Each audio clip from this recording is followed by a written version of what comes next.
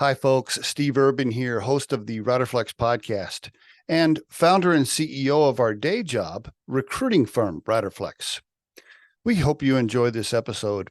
And as a reminder, please subscribe to the podcast for updates and news.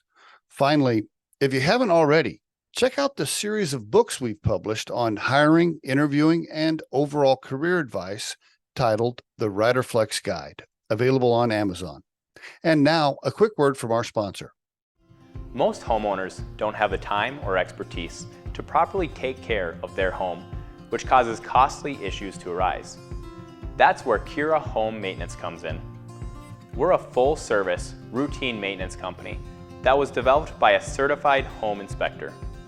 Each quarter, we service our clients' homes following manufacturer's recommendations to properly maintain all the necessary appliances. We provide the materials and expertise to prolong the life of your property, creating a healthy and efficient environment for your family. From top to bottom, we'll maintain and service your home. To get started, we have a property inspection to determine what needs to be maintained, and a maintenance plan is created based on your preferences. From refrigerator coils to filters, vents, and drains, we do it all, and we do it well. Contact us today for your free routine maintenance inspection, and never worry about your maintenance again.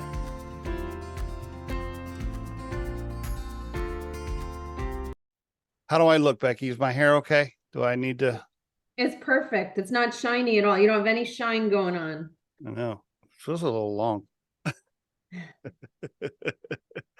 What was it like when you had to shave your head? Was that pretty emotional for you? Was that like that had to be. Was that I knew I was going to lose my hair, right? And when you're in treatment for breast cancer, doing like the hard chemo, there aren't a lot of choices that you get to control, right?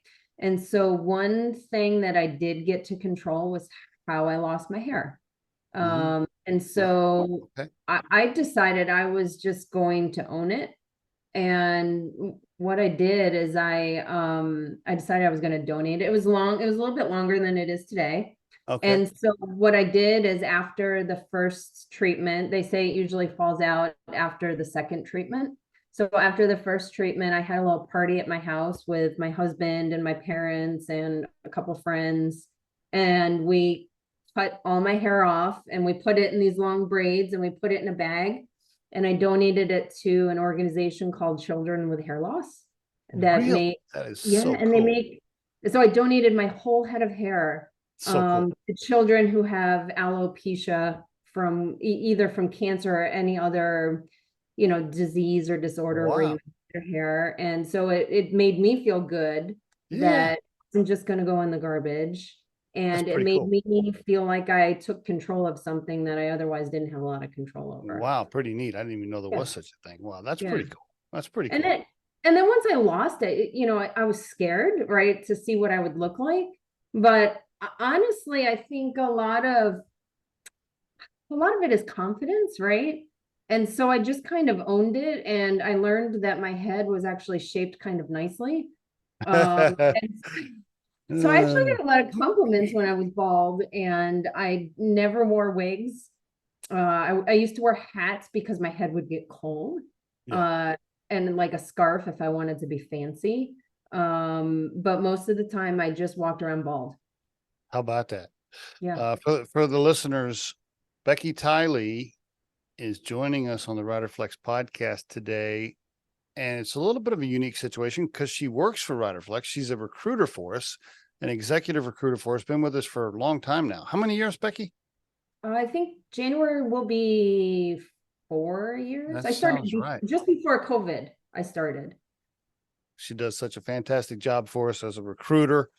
And we're always, of course, touching base every week and talking about life. And I've known the fact that she's a breast cancer thriver. And was stage 4, is stage 4. I guess is the right word, right? Because it's not is. Yeah. So I've known that for a long time about Becky, and she's such a trooper. You would never know it when if you met, if somebody met you and knew you for several months, let's say you became some, I don't know, maybe the other moms at the soccer games, you know, with where Ava goes, hell, some of them probably would never even know, right? That you, and I wouldn't know either unless you had told me. But anyway, for the listeners for the show, I just wanted to clarify that what happened was Becky and I were talking last week on the touch base, and she was mentioning, you know, October is Breast Cancer Awareness Month, and we are recording this on October 5th, 2023. And she had some really interesting insights and thoughts on the whole topic. So I wanted her to come on the show and talk about it. But first, just let me say how awesome of a recruiter you are for us here at Recruiting from Riderflex. Thank you, Becky. Oh, thank you. That's nice. You do such a great job. Better than I ever was. That's for sure. Oh, I'm not sure that's true. Yeah, better. Yeah, thank God for folks like you on our team. Before we get into more of the breast cancer stuff, why don't you, anything you want to share with the listeners about who Becky is? Maybe, how about this? How about like where you grew up and a little bit about your folks and stuff before you get into marriage and kids? Yeah. So I grew up in upstate New York, lived there most of my life. I'm the youngest of 5 children. My parents, really happy. They're still together. They're in their 80s. In fact, my dad's 89th birthday is this weekend. Cool.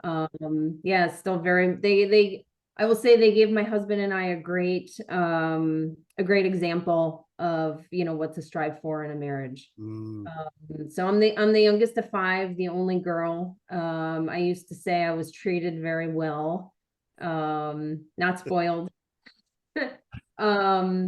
So just just a average middle class upbringing. Went to school for psychology. I don't know if you know this about me, but I studied abroad in England That's cool. for a semester. Nice. And then when I graduated school, actually, I went back and worked in a pub for 6 months before I got a pub. Oh Yeah. man. You're gonna have to tell me about some pub stories. Okay, there's got to be some stories in there. Yeah, it was fun. The only reason I came home was because my visa work ran out way home, but it was a great time. So I got a little bit of the travel bug early on, and yeah, just had fun before settling down into a real job. So working in the pub overseas, that was way before Dan came along. Well, Dan and I graduated high school together. So we were buddies all through high school. And then we got together after college. We used to get together on college breaks, and we would say, "Oh my God, you're so fun. Why don't we keep in touch better?" And then we would go back to our prospective school, our individual schools, and then we would get together again and have fun and say, "Oh my God, you're so fun. Why don't we keep in touch?" And then after college, my brother was getting married, and I invited him to go with me just as a friend, because I knew he would dance with me. I see. And the rest is history. How about that? How about that? So 4 brothers. Boy, I bet it was tough to date you in high school. You had 4 older brothers. I mean, damn, I feel sorry for all the guys that try to make moves. Yeah, one of them was a Marine at the time too. Oh my gosh. Yeah. Like, okay. Yeah. You were protected for sure. You had plenty of ammunition around you. Yeah, they have my back. What kind of kid were you? Were you a rebel? Were you a straight A student? Were you in trouble? Where were you? I was the A student, mostly A's. Okay. I liked sports, but I didn't get into sports until high school. But once I did, I was more like the jock, but kind of friendly with everybody. Okay. Okay. Yeah. What'd you play? What'd you play in high school? I did field hockey, indoor track, and lacrosse. Oh, cool. So all right. none of the same ones that Ava does. Very good. What'd your dad do? I forgot what he did for a living. He was a civil engineer. Yeah. Okay. All right. Yeah, he worked for the state of New York, and my mom was a school bus driver. Who do you get the people skills from? Both? Or who's it lean more towards? Probably my mom. Yeah. Yeah, she's I don't know, she's kind to everybody. It doesn't matter. Yeah, it doesn't matter if the person has been rude to her or mean to her. She's just she leads with kindness, and that's one of the things I've always like really admired about my mom. You know, my mom was like that much more now. I don't know how much she was like that when she was younger, but damn, trying to have a conversation with my mom, like if you're trying to talk negative about somebody in front of my Mhm. mom, even if they're like a bad person, she won't go there. She'll be just Yeah. like, well, yeah, but you know, they really mean well. Like she'll just try to turn it into a positive. Yeah. Actually, my daughter does that a lot. Yeah. Really? Yeah. Very That's much cute. so. Yeah. Okay, now so you have one daughter, Ava. Yes. How old is Yes. she? She's 13. She'll be 14. 13. Now, so the puberty started. Has the puberty? You're right there. You're like right there, aren't you? She's in full teenager mode. Yes. Full teenager mode. Well, Yes. the good news is now she knows everything. You don't have to teach her anything else. So, well, it's funny. I look at pictures from last year to the day and versus this year, and she turned into a young lady over the Just summer. like, yeah. She looks dramatically different. Yeah, Uh, yeah. between her turning 13 and full blown puberty in combination with being able to ask the computer anything, she's got all the answers. She does. Yeah, yeah. So and add on a layer that she's probably one of the smartest human beings I know, right? I don't consider myself not smart, right? I think Yeah. my husband is a special kind of smart. Like he's ridiculously intelligent. And I think that she is likely probably smarter than him. Wow. She's, you talk about straight A's. She is a straight A student, hundreds in everything, including Mandarin Chinese.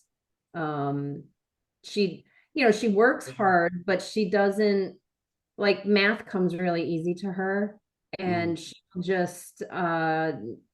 just do it, right? She doesn't struggle with it. It's not hard for her. She's in ninth grade math as an eighth grader. She did eighth grade math over the summer by herself in the span of a month. that's cool. She's just so smart. Yeah, Yeah. that's great. That's great. And what's Dan do? Your husband, how long you been married, and tell the audience what he does for a living? We've been married for 18 years now. We just had our 18th anniversary. He Oh, is a mechanical engineer. He works for Ford Performance. So he works mainly with the NASCAR drivers, the Ford racing teams. I mean, hey, that's pretty neat job right there. Plus, you guys Yeah. have a hot rod or two on the side, I think, at least one. He's at the racetrack right now. He just built a Corvette that he's racing today. That is his. That's his. Yeah. Yeah. He races not professionally, just as a hobby. Man, now that hobby is not cheap. I don't think. Very true. And nor does it pay anything. It just pays like little plastic trophies. you, you look at the little trophies on the wall. You're like, that one cost $12,000. That one over there cost 22,000. But it brings some joy. So, and You he's good at know, yeah. I mean, hey, that's what matters. If it's a it. Yeah. passion and you can do it, I mean, hey, cool. I mean, that's Yeah. pretty cool.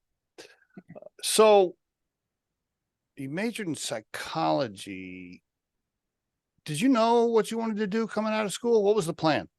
No, recruiting is actually my second career. I actually used to work with children with autism and other special needs. I did something called applied behavior analysis. It's a Okay. type of behavioral therapy. And I did it in a group home setting. So teaching communication skills, activities of daily living, Mm, things like that, just basic life skills. So I did that for a while, worked with some people with mental illness and other developmental disabilities. And man. I kind of fell into recruiting by accident. You're okay. You must have had a lot of patience. I mean, you had to have patience I to do do. that job, right? I do. Yeah. Do you have experience? Did you deal with people with, I'm sure you did, bipolar? I'm sure you dealt with it before.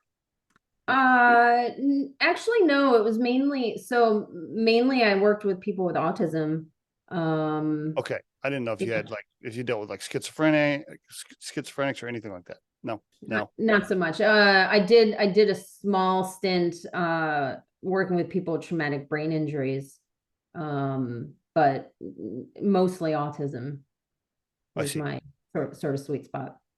Okay. Yeah. And what happened? How'd you get into recruiting real quick? Let's talk about how where was the pivot? So I had some personal things happen in my life. Gosh, it was back 2002, and I had to go back to the Albany area, spend some time with my family. Okay. And I was living in Michigan at the time with Dan. We weren't married yet. Okay. But I didn't have to take a job because I was staying with my parents, but I did just because I wanted to keep busy. And I I, I worked for a temp service, I see. and they liked what I did. They put me like in an HR department, and they said, "Man, you did a really good job there. Do you want to come work in our office?" And I had the fortunate of experience of working in a tiny office with just one recruiter as like sort of an assistant. And she was really burned out at the time. So Okay. she let me do as much of the recruiting as I wanted to. I And see. I kind of fell in love with it. And when I went back to Michigan, I didn't pursue human services anymore. I pursued a recruiting position. Isn't it interesting how these little turns in life, left or right, it changes the course of things? I mean, if you hadn't gone home for the Yeah. family situation, none of that may have happened. Yeah, absolutely. I would have been in a Yep. completely different career. We would have never met. It's wild, isn't Yeah. that? I think about that as you get older. I feel like I think about it more and more as I get older. I'll think, okay, it's like if I had not gone to the honky tonk outside of Austin, Texas, that one particular night, I would never have met Kim. And I Yeah. don't know. I mean, it's just these little decisions left or right that just take you down a path. Okay. And then you've had a great career as a recruiter. Talk to me about what happened. Did you go in for a regular checkup, mammogram, or did you have problems? Did you feel a lump, so to speak? Tell me what Yes. happened. Tell me what My happened. first mammogram, I was actually too young. It was actually before the age where they tell you to start getting mammograms. I was diagnosed 11 years ago. I was 37. Um, so I had we were trying to give Ava a sibling, right? So we were trying for number Okay. two. Okay. I just had a miscarriage. Okay. And I noticed that I found a lump. So I went, Like right after, like shortly after, like within the same week. yeah, yeah. We're Geez. talking like when I went to get it checked out, one of the nurse that checked me in didn't even know that I had a miscarriage, and she thought I was still pregnant. Um, and thought I was there for a pregnancy checkup, and I was actually there to get the lump checked out. Okay. So Um, let's just take a pause right here. yeah, You're still emotionally blown up from the miscarriage, I'm sure. yeah, And now you're telling Dan, like, holy shit, I feel so, there's something could be wrong. And now you're in the hospital to check out this lump. Wow. yeah, Okay. That's not a fun 10-day period in your life. yeah. That was not the best year. All Yeah. So right. so All my right. So first mammogram was a diagnostic mammogram. okay. So I didn't know that it was like not a good sign to immediately get sent for an ultrasound after you get this mammogram, right? Oh, no, So is that how it happens still today? I think so. I mean, because of all the things that I do, I actually, it's funny, I actually don't have to get regular mammograms because I get Oh, scanned okay. regularly. I see. But usually it's just a mammogram and then you go home and you get your results. But when they see something concerning, they look at it through an ultrasound. I see. Um, Okay. So, all right. So you did the mammogram and what happened? They said do the ultrasound right now. yeah. Yeah. So I did the ultrasound and it turned into a diagnosis of stage 2 breast cancer, right? So Okay. early stage breast cancer. Okay. But hold on. I want to make sure I want to walk through I'm trying to visualize this. You're at the thing, you do the mammogram, Yeah. and somebody comes into the room and they're like, hey, listen, we see some, maybe some things here. We want to send you to the ultrasound. Yes. Now that had to be scary. Was Dan there? Were you by yourself? I was by myself for that one. Okay. Now Um, that had to be, were you right then? Were you like, oh shit, this could be something? What was going through your mind? well, I was a little bit nervous, but again, I didn't know that that wasn't normal to go Okay. get an Okay. All right. ultrasound. All right. So you do the ultrasound. Yeah. Do And they tell they're you at right? that Do point, they tell, do they, they're calling it a suspicious mass at that point, I right? know, but did they tell you right then, or did you have to go home and wait like 4 days? They scheduled a biopsy, so I had to go home and then go back and get the biopsy. How long was that?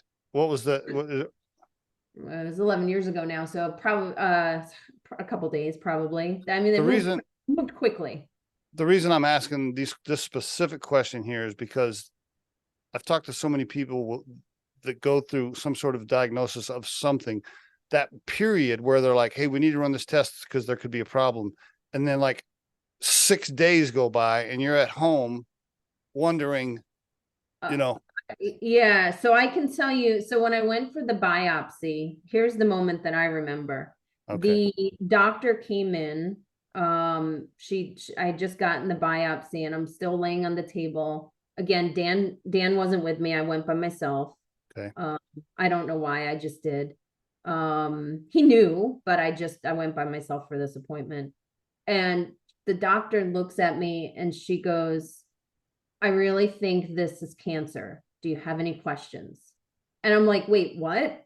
And I'm like, God.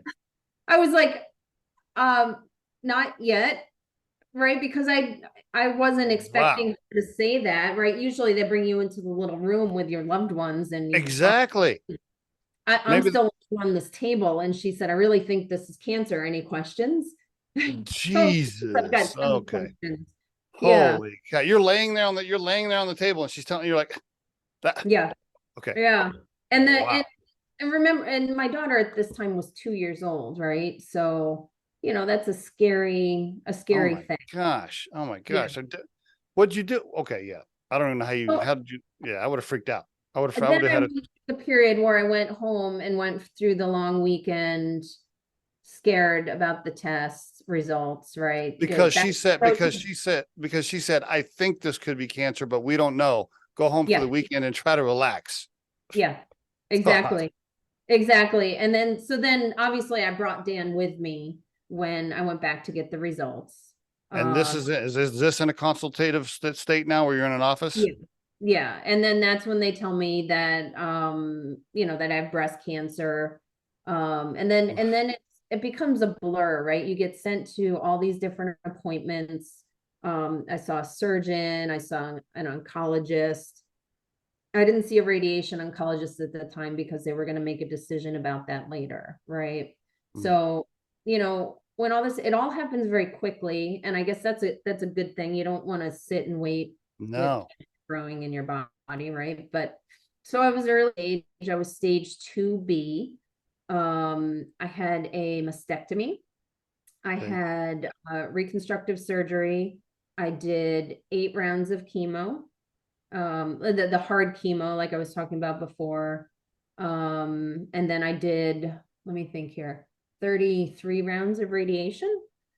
I remember the surgeon said, plan to spend the next year of your life dedicated towards fighting this. And that's really what it is. Like you take time off work and your life becomes centered around doctor's appointments and chemotherapy and all the things that you have to do to remain well through that. So, Mm, it's mm. it's hard, but you kind of put your life on hold. And that's kind of where I think the image of the cancer warrior comes from, right? And they think a lot of people identify with that image of a woman in a pink hat fighting breast cancer. And I think that's where that comes from. And there becomes this sort of sisterhood. You don't really want to be part of that club, but it's kind of like this sisterhood club where you kind of support each other and Mm. help each other through treatment. When you started going through all those different things, are you meeting women? Do you see like the same lady, like, hi, Mary, you're there and you get to know each other, or how does that For work? sure, yeah, you make friends in treatment, especially like I remember in radiation, because you go to radiation every day, right? Every day at the same time for 5 days a week, and then you take the weekend off, and then you go back again, and you do that for 6.5 weeks. And so you see the same people in the waiting room. And I remember there was one person that finished before me, and I knew their last day was coming up. So I remember for their last day, I got her like a cupcake, and it just said, "You did it." And I gave her the "You did it" cupcake Cool. for That's her cool. last treatment. Yeah, I mean, you got to kind of have each other's backs that way, right? You friends. I do not do well when I'm sick to my stomach or when I'm nauseous. I'm pretty wimpy. I'm not a good. I never have handled that well. And how did you just get used to being sick? Do you just learn how to like, okay, this is just part of it. This is just normal. Well, okay, so when you're going, so treatment for early stage breast cancer is different than treatment for metastatic breast cancer. So when you're going through treatment for early stage breast cancer, it's typically it's more toxic on your body. It's harder, the side effects are more difficult to manage. What the doctors are trying to do, or they're trying to like essentially throw everything at it so it doesn't come back, Okay. right? And then when you go through treatment for metastatic breast cancer, it's different because what they're trying to do is give you the least amount of medicine that will be effective so that I you can see. live a normal life as possible, I right? see. So Okay. it's a very different, right? But you do have to become, right? So I'm in active treatment, obviously, and I've just become very good at pushing through life, even though I'm tired or I don't feel good or whatever. You just, because life doesn't stop just because I have chemo, right? Mm, mm, Ava still mm. needs to get to the soccer field. She still has homework. She still needs to be picked up. Dinner still needs to be made. And I can't expect people to just come through with a meal train for me for the rest of my life, right? uh, That's all what? well and good in the beginning, but 5 years is like the magic number, right? That's what the doctors say when you're going through early stage treatment. They say once you're finished with treatment, if you can make it 5 years without a recurrence, your chance of recurrence goes back to just a little bit above what the average person would be, right? I So see. I see. one, 1 in 8 women get breast cancer. Men get breast cancer as well. I don't have the statistic. I can't remember off the top of my head. I'm sorry, guys, if No, there's no. any male breast cancer survivors. But What, how does it, and I'm sorry, I don't know this. I'm ignorant to this. You were stage 2B, I think you said. mhm, When you started doing all of these things, it didn't stop you from going to stage 4. correct. Yeah. So it's funny because I was planning that party, that 5-year party in my head, right? I hadn't like made any concrete plans, but Mm. it came back at 4 years. So I went for just a regular follow-up, and Oh my my blood gosh. work, yeah, my blood work numbers were off. And so my doctor sent me for a scan, and they found just many tiny little tumors on my liver. And Mm. so that's when it gets scary, right? So I've had stage 4. What metastatic breast cancer is it's breast cancer that has spread to different parts of your body beyond just the close lymph nodes, right? So the typical places where breast cancer will spread is your liver, which is where mine spread, your lungs, your bones, or your brain, Mm. right? Those are the most common sites. Mm. And so people get confused. A lot of people thought at first I had liver cancer. I don't have liver cancer. It was just breast cancer that spread to my liver. I Um, see. Was yeah. that, I'm curious. I know it's all it's all horrible, but was that 4-year meeting, finding out it had come back, was that as painful or maybe even worse than the original diagnosis? I'm trying to think in my head, like that 4-year conversation, that would have been, man, that would have been hard. Yeah, well, yes, it was hard. It was hard. I still remember my husband's reaction. I feel like he had, I think, more of an emotional reaction than I did. I kept it in. Mm. Um, I do that because I feel like um people mirror how I react, Oh, right? yeah. So if my family sees me scared and upset and questioning why me and being depressed all the time, um, they're going to feel that way, You had to have right? gone through some of that, though. There had to be moments where you're like, why me? Had to be. I mean, sure, it hangs over my head like a black cloud all the Yeah. time. It really never goes away. But at some point, you have to acknowledge those feelings, be afraid, right? But then you can't live your entire life, you can't live the rest of your life that way. You have to find the joy, right? And if my time is more limited than yours, I I want to spend that time happy. I want to find the joy.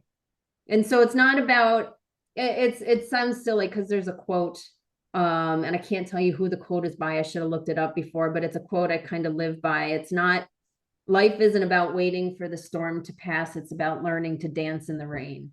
Oh, I And like that. I like yeah, that. and that's how I try to live my life. Not just, yes, it's going to be hard, but find the joy and dance in the rain. Are you a religious person? Did you have conversations with God? I mean, were you like, okay, God, like there's a lot of bad, evil people out there. Why the hell is this happening to me? Because I know I would be having that conversation. Yeah. So I do consider myself a spiritual person. I grew up in the church. Um, Catholic? Were your family Catholic? no, Oh, Protestant. okay. Um, so I'm going to tell you a story. I hadn't planned on telling this story, but everyone I tell it kind of gives them chills. So um, once you start treatment, right? So when I started back into treatment for metastatic cancer, I did some of the hard chemo first, right? I did about 10 rounds of the hard chemo before I went on this maintenance chemo that I'm on now. Okay. And so I was going for my first scan after I'd restarted treatment to see how well it was working. And I like to go for a run before treatment. That's right. Yeah, we forgot to tell the audience that you were a big runner. Yeah, go ahead. Yeah, so I mean I'm not fast, right? Especially when you're doing hard chemo, you're certainly not going fast, but it for me it prepares my mind. I feel like it prepares my body for treatment. And so Okay. I went out to go for my pre-treatment run the day I was going to get some scan results, initial scan results to see how well it was working, right? And of course I'm feeling on edge, I'm nervous, right? And so I crossed my front yard to cross the street to start my run, and I look up the hill, and it wasn't raining that day, but there's a big rainbow across the street. And it just like I just stopped in the middle of the road, and it took my breath away, and I knew Mm, everything was going to be okay. I took a picture of the rainbow, of course. good. Um and that day I got the news that my tumors had shrunk by half. So Interesting. the treatment Wow. was working. Yeah. Okay. So Wow. I guess that's the answer to, are you a spiritual person? I asked that. I was raised in Oklahoma. My mom was Assembly of God, which is almost like Pentecostal, and Mhm. she still is very hardcore, faithful person. She tries to resave me every time I go home.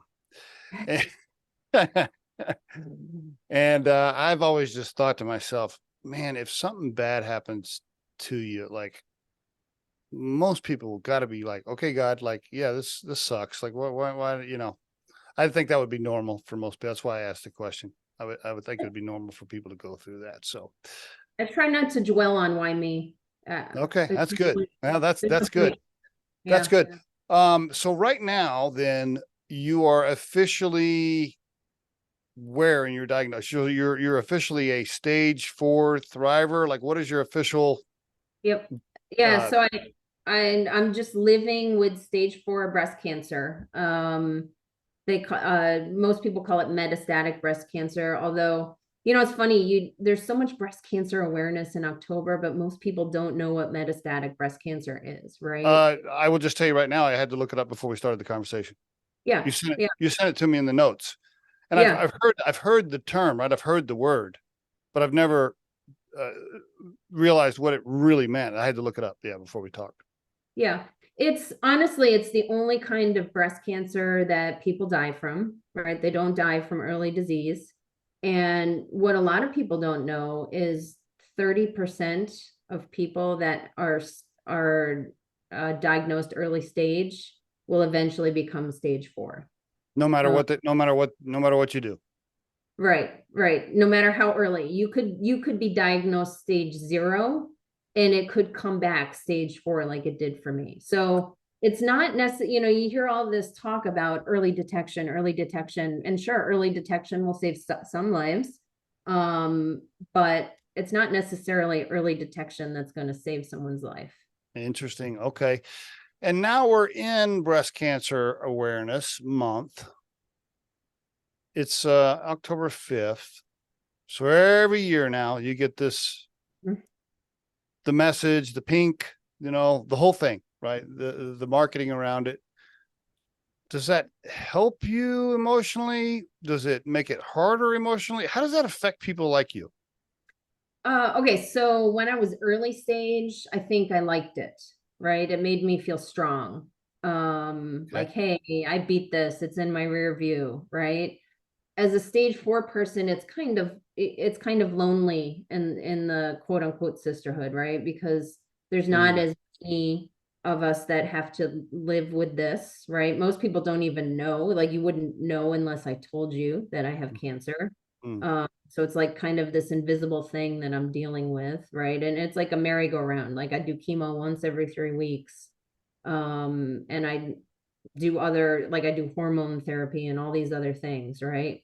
So I'm just trying to live a normal life, but then the world turns pink and there's all this talk about early detection and awareness, and you can't get away from it, right? So that's hard. It's a little bit lonely. The media, while they love to cover stories about people that have beat cancer, they don't typically want to talk to people with stage 4 because my happily ever after looks different than their mm, imagined happily ever after, right? mm, mm. They want to hear the story about the people that overcame and it's in their rearview mirror, not the person that has to do treatment for the rest of their lives. And I think it's sad that they look at it that way because I'm happy. I'm doing well. Aside from having cancer, I'm probably the healthiest and fittest I've ever been. And that's not the message that they want. They want the message, oh, you beat it. Right. They don't want a story about the people that will likely die from it someday. Is it, and then has it gotten so, I don't know if this is right or not. I'm just throwing out the question.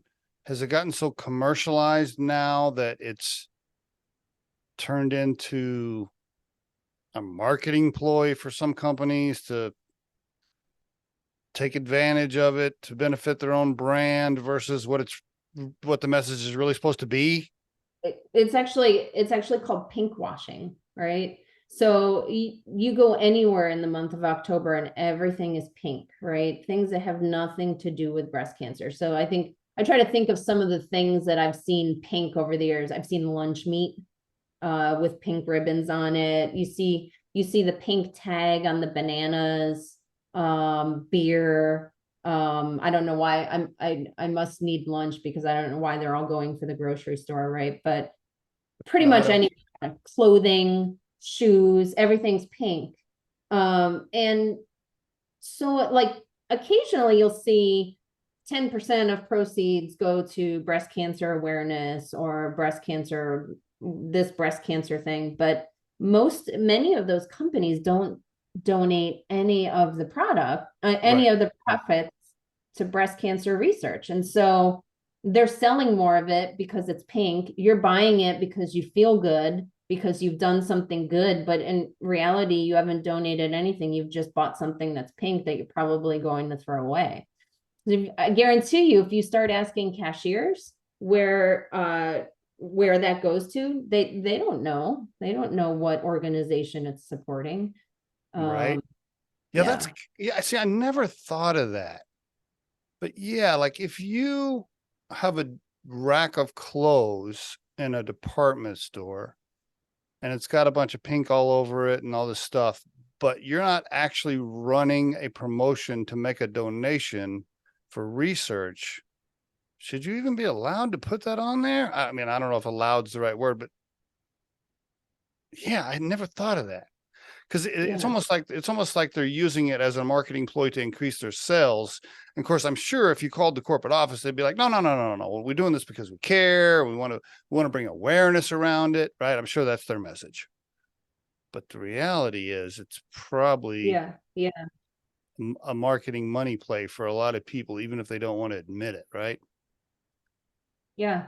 And so it's companies making money off of people being sick, right? And here's the thing. Of all the money that is raised for Breast Cancer Awareness Month, only 5% of those funds go to metastatic breast cancer research. And metastatic breast cancer is the only kind of cancer that kills people, right? Where's the rest of it? What's the rest of it doing? Awareness. Marketing. When I hear the word awareness, I'm thinking marketing. I don't know. All these different things, right? Some causes are good, right? I'm grateful for the people that reached out to me and helped me when I was going through early stage treatment. Early stage treatment's really hard, right? Mm-hmm.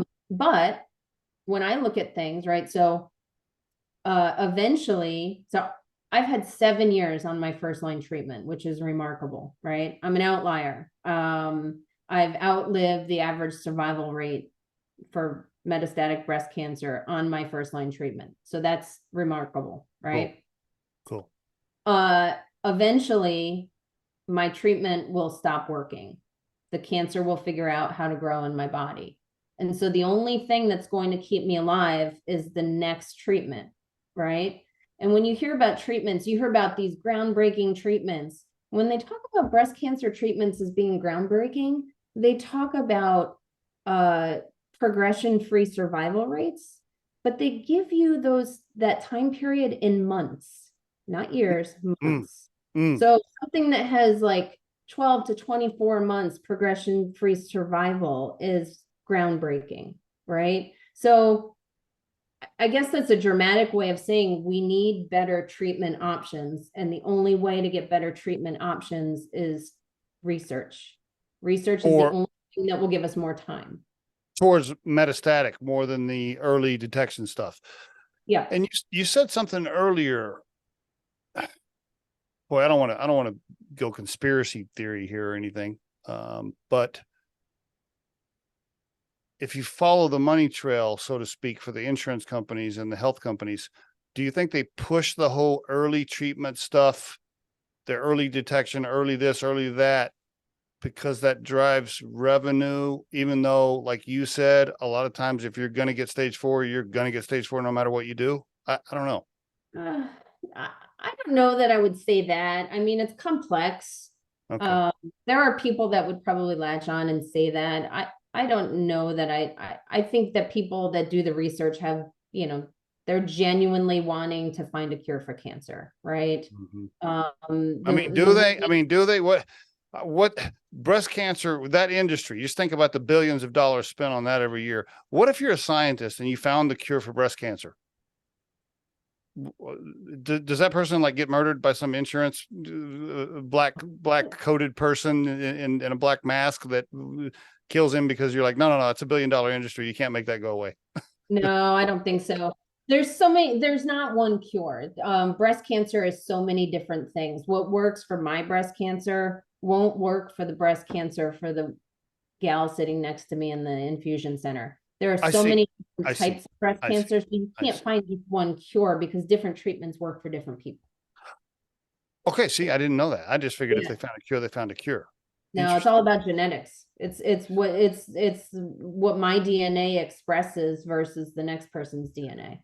Interesting. Okay, well, I'm learning a lot on this. That ties into a little bit of this MRI story the doctor told me one time. I was telling my family doctor, I was like, can't you just run my whole body through the MRI machine, just scan my whole body and just tell me if anything's wrong.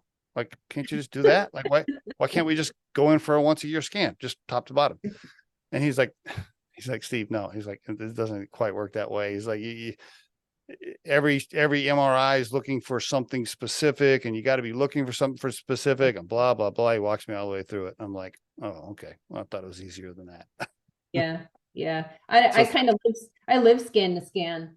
That's part of my normal.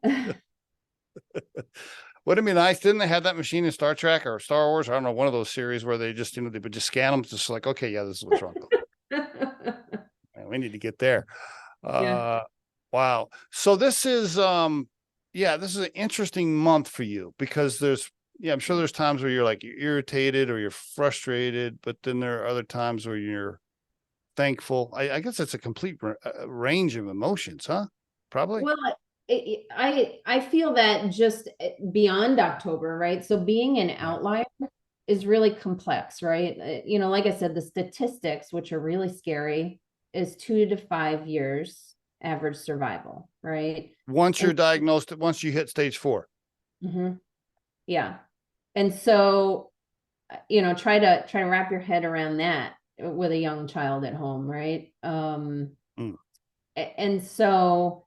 And what year are you in? What year are you in a stage 4? 7. Yeah, 7. Yeah. So if you asked me when I first started Riderflex, what my goal was, I would have told you to be an outlier, what they call an outlier. Which well, means kind of did. You kind of did. For the listeners, by the way. Yeah, interesting. One of the most interesting, fascinating. I didn't mean to cut you off right there, Becky, but one of the interesting, fascinating interviews I ever had with a candidate. I'm for the listeners, I'm interviewing Becky to be a recruiter for us. And at some point in the interview, maybe it was towards the back end, she's like, hey, listen, by the way, I need to make sure, I want to make sure I tell you about something, which she didn't have to. You don't have to share this kind of personal stuff when you're interviewing for a job. But Becky was like, listen, here's the deal. I can't remember the exact words, but it was something like, I have stage 4 breast cancer. I could die anytime, but as long as I'm here, I'd like to do some work for you guys. And from time to time, I might not feel well because I'm going to chemo or whatever. Like, she just hit me with it, just straight hit me with it. Like, we're just going to have this conversation. I thought this was super special. Yeah. It was important to me, to be honest, because it's part of who I am, and I don't believe in hiding anything. Right. Yeah, I hung up the phone thing. I hung up the phone thinking, I want this girl on my team. Yeah. Yeah, for sure. Yeah. I was saying it was complex being an outlier. Right. Yeah. So you make friends in treatment, right? Yeah. And a lot of those people finish treatment and they get to they ring this bell in the infusion center, right? And everybody claps and they're like, woohoo, great job, you're done with treatment, you get to leave it behind, right? And then I'm still on my hamster wheel. I never get to stop treatment, right? Ever. Like right now you never can stop. Because once you get stage 4, that's it. It's there. Yeah. Yeah. And so it can be awkward because people are like, oh, you done with treatment? Because they see me, I have hair. And I'm like, no, I'm not done with treatment. And and people, like, you see people get uncomfortable, right? And it took me a long time to realize it's not my responsibility to make people feel comfortable with my illness, right? So that's a hard one, right? Yeah. But you see your friends die and you feel sad, but at the same time happy because it wasn't you. And then you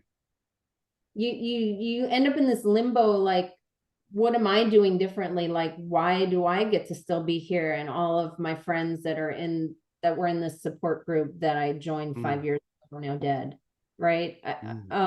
So it's really complex. It's wonderful and complex at the same time being an outlier. I'm sure that you and Dan have got everything prepared, right? I'm sure you've been through this whole thing. Like, okay, if I pass, did we do this, this is how I want everything to go, whatever arrangements. I'm sure you've got all this planned out and documented. I found doing that with my wife and an attorney, like we just recently, just this last year, did the whole like estate, like, okay, if we die, the kids, this is what we're going to do. And my ashes poured, buried, spread in the mountains, blah, blah, blah, like every detail, right?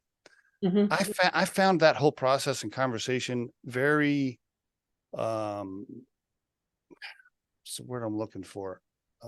Not disturbing. I found it it was odd for sure.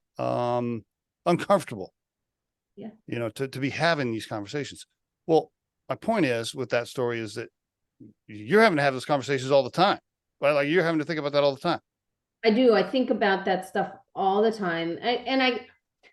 I can, the best comparison I can make, right? It's like having stage 4 breast cancer is like running a marathon up a mountain, right? And there's like a black storm cloud always behind your head, and you're just trying to do your best, right? And you're trying to get through it. October is like running up that mountain holding a boulder, right? Because it's in your face and you can't get away from it. So yes, the fear is always looming, but again, you have to give yourself permission to live and to feel joy and to not always be in that space where you're thinking about death, right? Yeah. Yeah. Right. Because it'd be easy to go there. I could see that.